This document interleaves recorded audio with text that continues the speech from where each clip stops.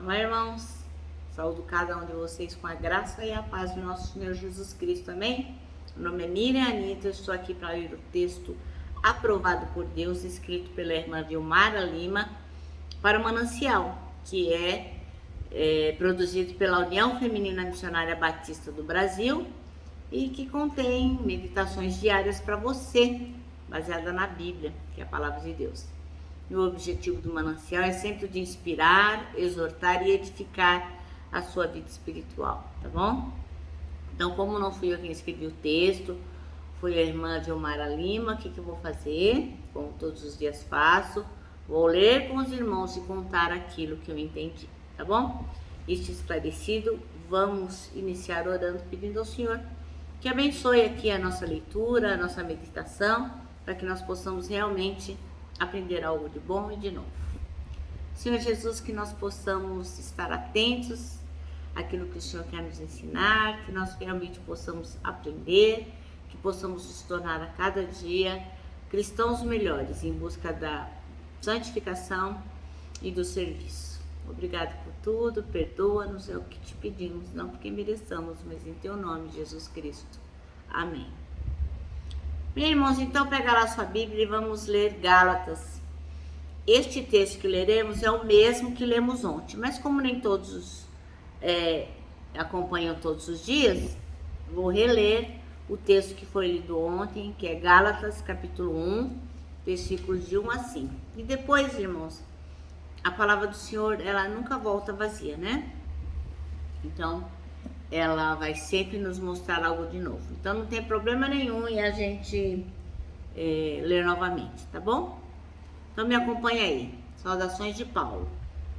Eu, Paulo, apóstolo nomeado não por um grupo de pessoas, nem por alguma autoridade humana, mas pelo próprio Jesus Cristo e por Deus o Pai, que ressuscitou Jesus dos mortos, escreva esta carta com todos os irmãos que estão comigo às igrejas da Galácia. Que Deus, o Pai e nosso Senhor Jesus Cristo lhes dê a graça e a paz. Jesus entregou sua vida por nossos pecados, a fim de nos resgatar deste mundo mau, conforme Deus, nosso Pai, havia planejado. Toda a glória a Deus para todos sempre. Amém.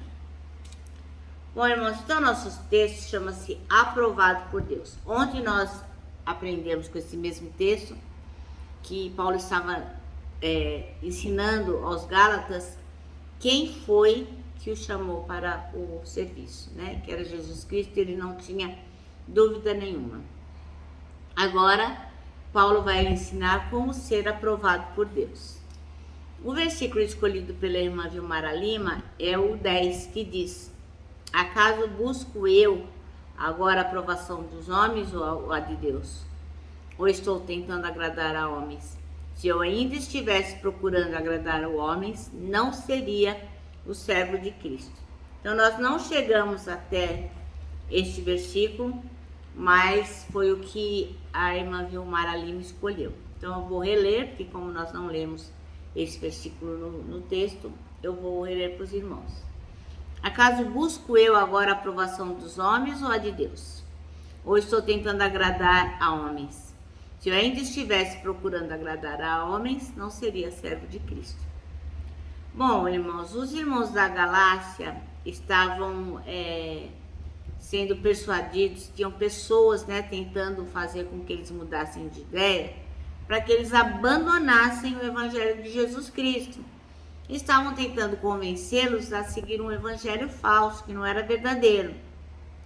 E aí Paulo vai lá, o irmão Paulo vai lá e dá maior bronca neles, dá um ralo, como a gente diz aqui. Porque ele fala assim, vamos parar com isso, não tem outro evangelho, não existe outro evangelho além daquele que eu tenho pregado para vocês. Ele sabia o que ele estava falando. Ele estava falando do evangelho de Jesus. E deu uma bronca em todo mundo, falando, não existe outro evangelho. E ele não tinha medo de chegar lá e confrontar o pessoal sobre o falso evangelho, ele não tinha medo de ir lá e falar a palavra da verdade, ele não tinha medo em amaldiçoar quem estava pregando e pervertendo os irmãos da Galácia. Por quê? Porque o propósito do irmão Paulo, o propósito do apóstolo Paulo era o quê? agradar a Deus e não agradar aos homens. Paulo não estava querendo fazer boa figura para ninguém. Ele queria que o Senhor se alegrasse nas coisas que ele estava fazendo. Porque, como diz o versículo 10 aí, ele estava procurando a aprovação de Deus. E não era de ninguém, era de Deus. Aí a gente vem aqui para o século 21 e a gente se lembra que muitas vezes a gente é tentado a abandonar o evangelho verdadeiro por outro qualquer, que a gente possa garantir que o nosso lugar vai estar ali, que a gente não seja excluído, que a gente não seja colocado de lado, né? E isso não é incomum, né? A gente tá no meio das pessoas, elas vão falando das coisas, devagarzinho a gente vai abandonando aquilo que a gente acredita, as nossas convicções, os nossos princípios e as nossas crenças. Com qual objetivo? De agradar as pessoas, né? A gente não quer contrariá-las. E a gente vai tentando se encaixar num grupo que não é o nosso grupo. Aquele grupo não devia pertencer a gente, porque a gente é de Jesus. Então tem coisas que as pessoas fazem, creem e ensinam que a gente devia confrontar e falar, olha, isso para mim não serve, porque eu sou de Jesus. Mas a gente quer pagar de bonito, quer ficar bem com todo mundo e acaba muitas vezes abrindo mão daquilo que a gente acredita para ficar bem diante das pessoas, pra gente não parecer que é mochado, que é quadrado, que tá fora de moda, né, que é crunch, que agora é a moda de falar, né, antiquado, chato, enfim. A gente não quer ser passado para trás, né, e muitas vezes por medo de desapontar alguém, ou de confrontar um amigo, um chefe, uma pessoa que a gente gosta, na faculdade, no trabalho, no mercado, enfim, a gente acaba negando a nossa fé, porque a sensação que a gente tem que negar a fé só é aquelas coisas que a gente vê no filme, né, que é super assuntoso e todo mundo percebe quando a pessoa está negando a fé. Mas não, muitas vezes a gente no dia a dia vai abrindo a mão de princípios, de coisas que a gente acredita. E quando a gente percebe, a gente já está totalmente influenciado. Por quê? Porque quer agradar as pessoas e não se importa em agradar a Deus. Eu posso muito bem falar disso, irmãos, porque eu fiquei muitos anos fora da igreja e, logicamente, muito longe de Jesus Cristo, né? Eu fui abrindo mão de pequenas coisas, abrindo mão de outras e de outras e de outras. Fui deixando de falar, enfim. Quando eu percebi, eu já não tinha mais interesse de ir à igreja, já não tinha mais interesse por orar, não tinha mais interesse em pregar a palavra, de assistir os cultos. E aí eu passei anos e anos longe de Jesus. Eu não ganhei nada tentando agradar só aos homens, esquecendo-me de Deus. Pelo contrário, né? Eu perdi muita coisa. Então o apóstolo Paulo está o quê? Ele está nos ensinando que a gente não pode querer agradar as pessoas em detrimento de fazer a vontade de Deus. Que Jesus disse que ser seu discípulo podia custar muito caro. Pega lá Lucas, no capítulo 14, eu vou ler para vocês, versículo 25 até ao 33, que é o preço do discipulado. Uma grande multidão ia acompanhando Jesus. Este, voltando-se para ela, disse: se alguém vem a mim e ama o seu pai, sua mãe, sua mulher, seus filhos, seus irmãos e irmãs, e até a sua própria vida, mais do que a mim, não pode ser meu discípulo. E aquele que não carrega a sua cruz e não me segue, não pode ser meu discípulo.